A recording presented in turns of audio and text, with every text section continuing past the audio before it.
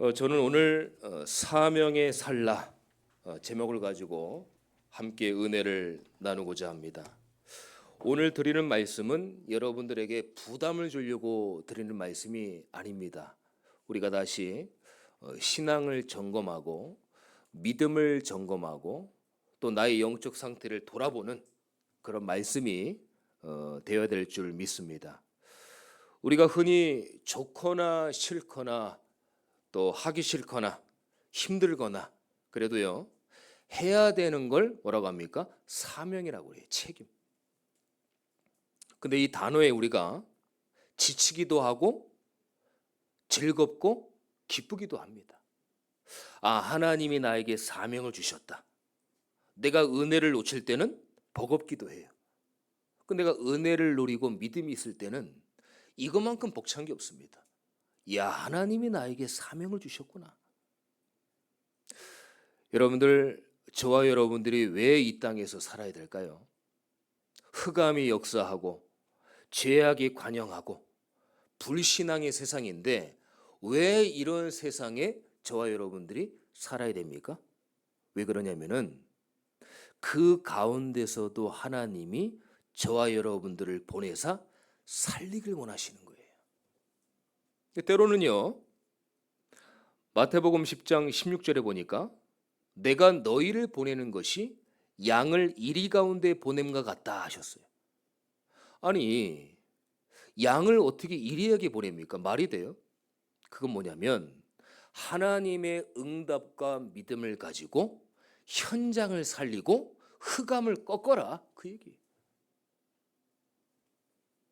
성도가 사명을 놓치게 되면은 이리에게 당합니다. 사단과 흑암에 거기에 휘둘리게 돼요. 내 현장이 버거워요. 사람이 버거워요. 내 자신 자체도 버거워요. 반면에 사명을 감당하게 되면은요 재앙 시대에서 능히 승리하고 하나님의 계획과 뜻을 보게 되는 겁니다. 이게 하나님의 계획이구나. 이게 하나님의 뜻이구나. 보게 되는 거예요. 자, 첫 번째입니다. 그러면 먼저 하나님이 기뻐하시는 일이 무엇인지 아는 성도가 되어야 돼요. 하나님이 기뻐하시는 일 중에 첫 번째가 뭘까요? 세상을 바로 보는 겁니다. 여러분들 세상이 두렵거나 만만히 보면 안 돼요. 세상은 누가 역사합니까? 흑암과 저주와 사단이 역사하기 때문에 그렇게 만만치 않습니다. 그렇다고 무서워할 필요가 없어요. 왜냐? 예수님께서 말씀하셨습니다. 내가 세상을 이미 이겼다. 내가 세상을 이겼다. 그래서 하나님 자녀는 세상을 바로 보고 진단하면서 답을 줘야 돼요. 인간의 힘으로는 도무지 해결할 수 없는 문제, 운명 사주팔자 이 문제, 이걸 알지 못하고 해결 이유도 모르는 현장과 세상을 영적으로 정확하게 진단하는 거예요. 여러분들만이 현장과 세상을 진단할 수 있습니다. 불신자는 진단을 못해요. 그냥 휘둘러서 살아가는 겁니다. 근데 하나님은 거기에 속해 있지 말고 세상을 정확히 진단하고 세상을 살려라. 왜냐? 예수님께서 이미 세상을 이겼어요. 그래서 여러분들은 세상을 바로 봐야 됩니다. 현장을 바로 봐야 돼요. 제가 늘 드리는 말씀이 있죠. 여러분들의 현장은 여러분들만이 살릴 수 있습니다. 저는 못 살려요. 불신자는 못 살립니다. 내가 왜 이 직업을 택했지? 내가 여기서 왜 일하지? 아니 많고 하는 일 중에 하나님 왜 나한테 이 일을 시킨 거야? 그 현장이 여러분들만이 살릴 수 있다. 그래서 하나님이 최고의 적임자가 여러분들인 거예요. 그래서 하나님이 현장과 세상에 여러분들을 보내신 겁니다. 자, 하나님이 기뻐하시는 일 두 번째입니다. 자신을 바로 보는 거예요. 우리가 육신적으로 말할 때도 자기 객관화가 안 되면 이것만큼 피곤한 일이 없어요. 야, 저 사람 자기 객관화가 안 됐네 그러잖아요. 너무 막 그냥 주관적이에요. 너무 자존감이 또 떨어져. 아닌데. 그것처럼 더 중요한 것은요, 영적으로 내 자신을 봐야 되는 거예요. 하나님의 자녀는 이 세상의 모든 문제에서 이미 해방되었습니다. 능히 세상을 이길 영적 힘이 있어요. 근데 하나님은요, 가장 하나님의 기쁨이 어디에 있냐? 여러분들 자신이 있습니다. 여러분들 자신이 있어요. 이번 주 한 주간 키워드를 사명에 한번 맞춰보세요. 사명? 하나님이 나에게 어떤 사명과 뭘 하길 원하시냐? 나는 내 자신도 너무 힘든데 하나님, 나는 어떡합니까? 나를 예배와 복음으로 먼저 살리는 것이 하나님이 원하시는 진짜 사명이에요. 여러분들이 먼저 사는 게 하나님이 원하시는 진짜 사명이라니까요. 그래서 제가 지난주 강단 말씀에 그랬잖아요. 복음의 뿌리를 내리셔라. 아무리 우리 은혜를 받아도 야, 이 말씀이구나 해도 내게 말씀과 복음이 뿌리 내리지 않으면 환난과 박해와 어려움이 오고 문제 갈등이 오면은요, 금방 넘어져 버려요. 그러면서 하시는 말씀들이 예수 그리스도 이름으로 기도해도 응답이 없네? 하나님 믿어도 별거 없네? 좋은 땅에 부러지면 30배, 60배, 100배 결실을 맺는다고 그랬습니다. 좋은 땅이 무슨 땅입니까? 복음을 가지고, 은혜를 가지고, 믿음을 가지고 하나님 앞에 서는 여러분들의 영적 상태. 그렇게 되면 30배, 60배, 100배의 결실로 하나님이 역사하신다는 거예요. 다시 한번 말씀드립니다. 하나님은 세상과 불신자, 시대, 전 세계에 관심이 많습니다. 하지만 제일 하나님의 관심은 어디 있습니까? 여러분들에게 있어요. 그걸 절대 잊어버리시면 안 됩니다.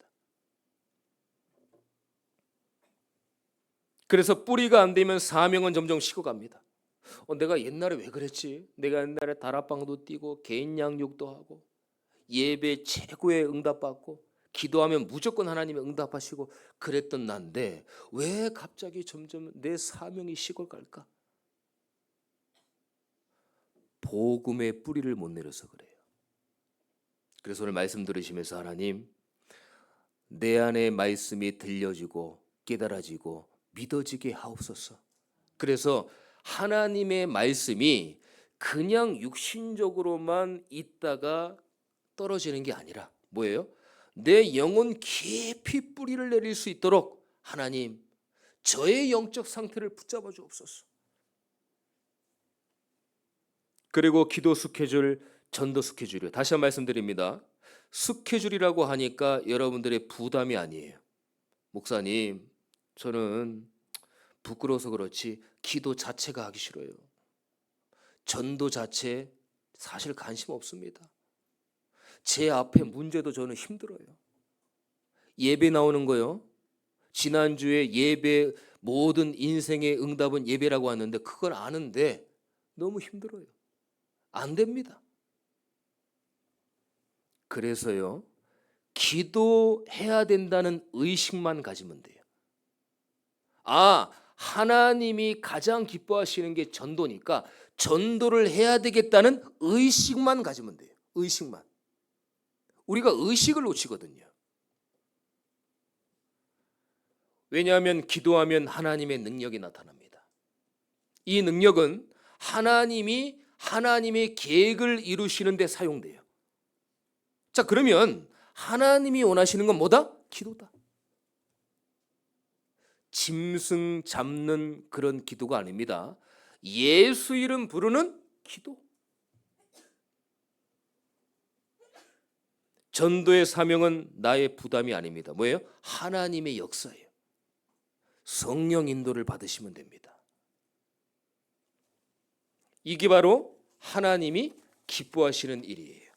자, 그러면 반면에 하나님이 싫어하는 게 뭡니까?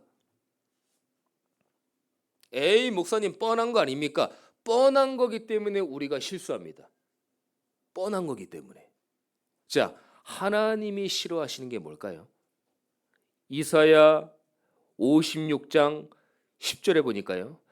이스라엘의 파수꾼들은 맹인이다, 무지하다, 벙어리 개들이다, 꿈꾸는 자들이다, 누워있는 자들이다, 잠자기를 좋아하는 자들이다. 뭐예요? 예수가 그리스도의 참된 복음이 흔들흔들하고 복음을 모르고 율법과 종교에 빠진 율법주의자들, 바리새인들, 이게 바로 이스라엘의 파수꾼들 아닙니까? 맹인이다, 무지하다, 벙어리 개들이다 그랬어요. 무슨 얘기입니까? 복음은 없고 입으로만 예수 하는 거예요. 오늘 4절에 보겠습니다. 4절을 보세요. 하나님은 모든 사람이 구원을 받으며 진리를 아는 데 이르기를 원하시느니라. 뭐예요? 정확한 구원을 알아야 된다. 정확한 진리를 알아야 된다. 여러분들 이렇게 성도님들하고 대화해보거나 다른 목사님들하고 대화해보거나 다른 성도님들하고 교회에 대화해보면은 복음 가진 청산 뉴스가 얼마나 많은지. 목사보다 나아요. 목사보다 말 잘하고 성경도 잘 알고 설교도 잘하고. 디모데후서 3장 5절에 보니까요. 경건의 모양은 있으나 경건의 능력은 부인하니 이 같은 자들에게서 너는 돌아서라 그랬어요. 여러분들, 말뿐인 예수는 하나님이 기뻐하지 않습니다. 복음의 능력, 말씀의 능력이 나타나지 않아요. 자, 그럼 오늘 말씀 받으면서 나에게 어떻게 적용시켜야 됩니까? 내가 그동안 복음은 많이 들었는데 복음은 있고 말로만 예수하는 거 아니냐? 그걸 점검하는 거예요. 그게 사명입니다. 마태복음 16장 14절에 보니까 예수님이 묻습니다. 나를 누구라 하느냐? 세례 요한이라 합니다. 엘리야라 합니다. 예레미야라 합니다. 선지자 중에 하나라 합니다. 이건 뭐예요? 정치, 경제, 정의를 부르짖는 거예요. 지금 정치, 경제, 정의 부르짖는 목회자들 많죠? 뭐 제가 욕할 수는 없습니다. 많습니다. 세례 요한. 신비주의. 하나님은 신비 하나님이죠. 주의가 붙었을 때는 예수보다 신비가 강조되는 거예요. 눈물 흘리고 선행 구제하고 이게 주가 되면 안 됩니다. 복음 전하기 위해서 빵을 주면서 빵을 먹이고 복음 전하는 것이지 빵이 먼저가 아니에요. 근데 눈물과 선행과 구제만을 강조하는 거예요. 뭐예요? 예레미야.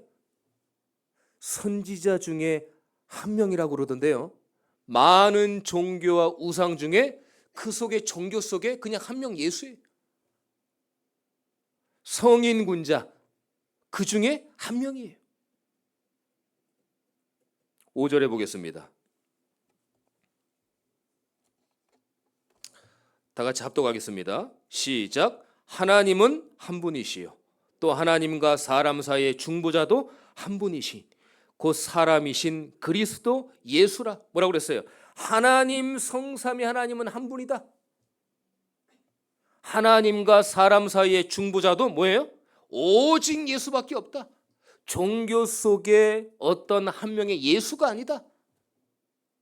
그래서 오직 예수인 거예요. 다른 이로서는 구원받을 수 없다. 천하 사람에게 다른 이름을 주신 적이 없다. 오직 예수 말고는 없다. 그래서 예수님은 그리스도인 거예요. 저도 은혜를 받고 또 다른 분들은 어떻게 설교를 표현하나 하면서 유튜브 들어가거나 인터넷 통해서 다른 목사님의 설교를 듣습니다. 근데 어떤 분들은 예수 얘기를 단 한 번도 안 해요. 예수라는 얘기를 안 해요. 그걸 보면서 설교를 잘하고 못하고 총 나간다, 칼 나가고 성도들의 어떤 카리스마로 끌고 간다, 그게 문제가 아닙니다. 설교는, 강의는 그렇게 해야 돼요. 설교는 하나님의 말씀을 옛날 말씀에 있지 않고 어떻게 하면 주의 성도들에게 이 현장에, 내 인생에 진짜 역사하고 성취하냐, 그게 바로 설교거든요. 그럼 어떻게 해요? 예수 얘기를 강조해야 돼요. 오직 예수가 나와줘야 돼요. 왜냐? 예수를 통해서 여러분들의 현장과 삶의 모든 응답이 되어지니까. 근데 이거를 빼버리더라고. 그러면서 뭐 본인들 얘기하고, 그거는 종교 속의 예수를 얘기하는 겁니다. 그러면 안 됩니다. 마태복음 18장 6절에 보니까 하나님이 싫어하는 게 뭡니까?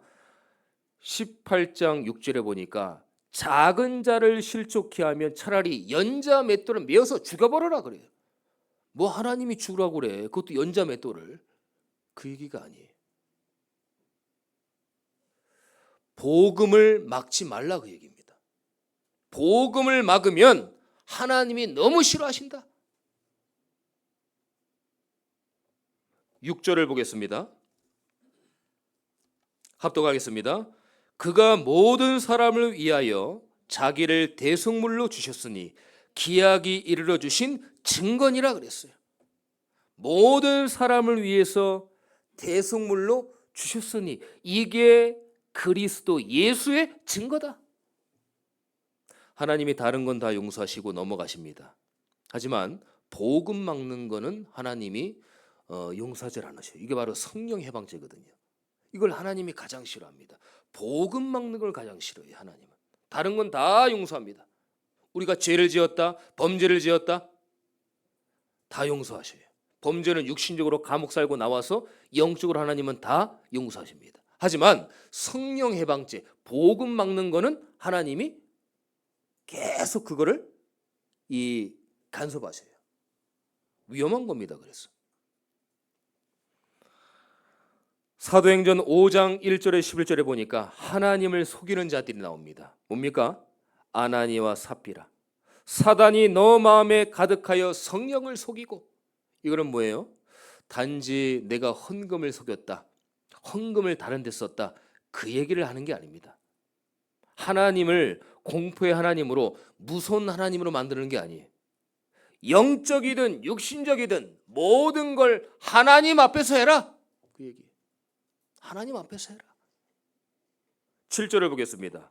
이를 위하여 내가 전파하는 자와 사도로 세움을 입은 것은 참말이요 거짓말이 아니니 믿음과 진리 안에서 내가 이방인의 스승이 되었노라.